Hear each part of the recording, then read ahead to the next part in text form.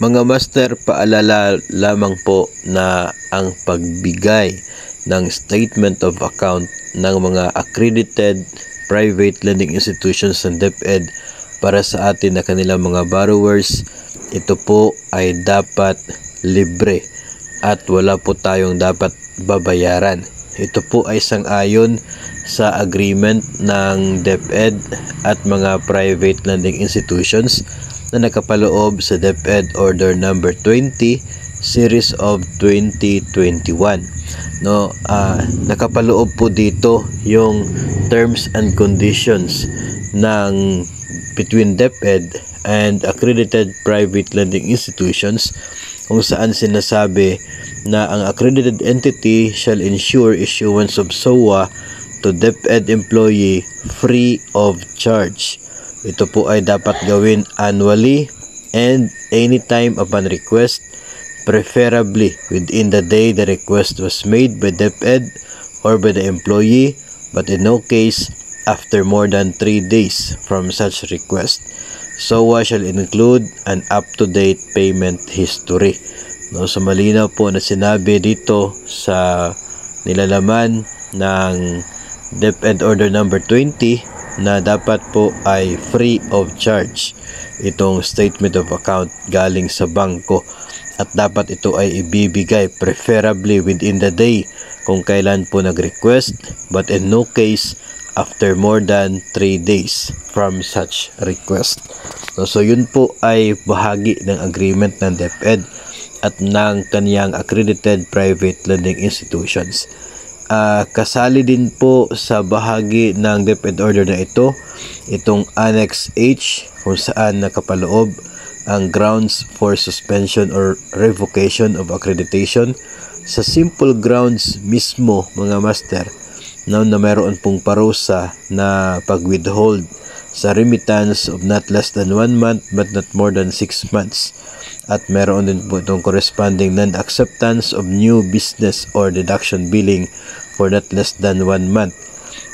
Kapag ang isang accredited PLI ay na-proven na guilty sa pag-perform ng isa sa mga nakapaloob sa mga violations under dito sa agreement nila with DepEd, kung saan letter J pang 10 sa mga simple grounds, itong failure to provide duly certified SOA for every loan or transaction granted to DepEd member or borrower, dapat free of charge annually and upon request within the day that the request was made by DepEd or DepEd borrower, duly supported by an up-to-date payment history. So kung failure ang isang bangko sa pag-perform sa obligasyon na ito, yung failure sila in the sense na hindi free of charge yung kanilang ginawa doon sa statement of account na hinihingi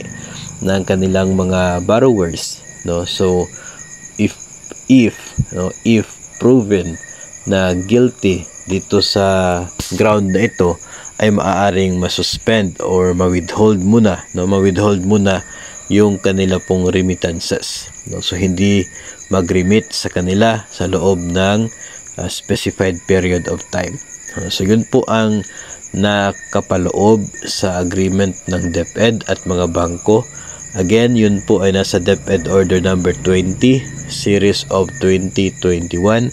Pwede po ninyong i-download yan at doon po ay mababasa po ninyo yung lahat ng agreement ng DepEd with the banks, and yun pong mga listahan ng mga hindi dapat ginagawa ng mga bangko. Nasa pinakahuling bahagi po yung Annex H na atin po pinakita kanina. So ayun po ay atin pong ibinibigay na paalala po para sa lahat, just in case na tayo po ay humihingi ng statement of account wala sa atin pong PLI and we have problems with regards to sa kanila pong pamimigay nito.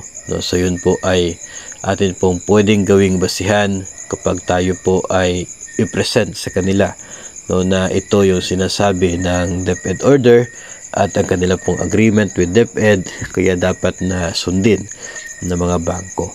So kung kayo po ay mayroong mga experiences na medyo iba doon sa kung ano po yung nasa agreement nila with DepEd, pwede po ninyo itong i-refer sa inyo pong division office, na sa ganun ito po ay mabigyan pansin, no? Especially kung meron po kayong matibay na ebidensya na nagsasabing talagang mayroong nangyari na paglabag itong isang accredited na bangko doon sa kanilang agreement with DepEd.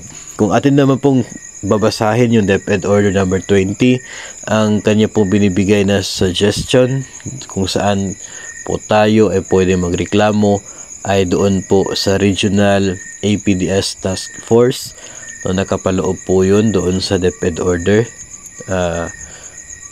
Doon po sa region, no, yung magreklamo tayo, pero subukan nyo na lamang po muna sa inyo pong division office, no, baka po ito naman ay kanila po makikita at mabigyan din ng pansin at solusyon in that level para hindi na po kayo gagastos papunta po sa regional office, no, if ever man po na mayroon kayong mga magiging karanasan, no, patungkol po dito sa mga pinagbabawal, no, ng DepEd doon sa mga private lending institutions.